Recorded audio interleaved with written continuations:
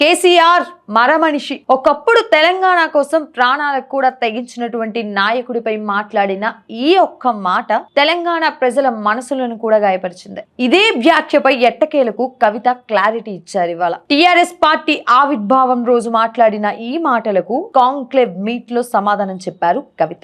Journalist ప్రేమ అడిగినటువంటి ఈ సూటి ప్రశ్నకు స్పందించినటువంటి కవిత, బీఆర్ఎస్ అధినేతగా ఒక సీఎం గా ఉన్నటువంటి ఆ వ్యక్తితో ఒక కూతురుగా నేనే స్వేచ్ఛను కోల్పోయాను కాబట్టే మరమనిషి అన్నాను అని చెప్పుకొచ్చారు. కానీ ఉద్యమకారుడిగా కేసీఆర్ చరిత్ర 1000 ఏళ్లు అయినా చెరగదు అంటూ ప్రస్తావించారు. అయితే తెలంగాణ ప్రజల నుంచి మాత్రం గట్టి కౌంటర్ వినిపిస్తుంది. రాష్ట్రం కోసం ఆమరణ దీక్ష చేసినటువంటి నాయకుడిని, తెలంగాణ కోసం తన ప్రాణం సైతంగా పెట్టినటువంటి ఈ నాయకుడిని, లక్షల మందికి ఆశగా నిలిచినటువంటి నాయకుడిని మరమనిషి అనే ఒక్క పదంతో తగ్గించడం సరైందేనా? ఇదే ఇప్పుడు వినిపిస్తున్నటువంటి మాట. చరిత్ర చెరిపినా చెరగదు. ఆ చరిత్రను గాయపరిచినటువంటి మాటలు కూడా ప్రజలు ఎప్పుడూ మర్చిపోరు. కేసీఆర్ ఉద్యమం ఒక ఎమోషన్. ఆ ఎమోషన్ కామెంట్లతో కలవలేరు అంటూ స్ట్రాంగ్ గా బదులిస్తున్నారు తెలంగాణ ప్రజలు.